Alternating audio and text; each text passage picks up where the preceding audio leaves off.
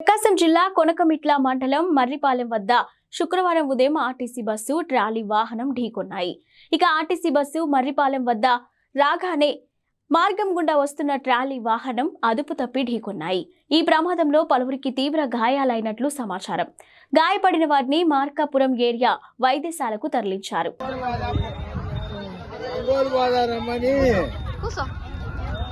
భయపడ్డలే పాపం.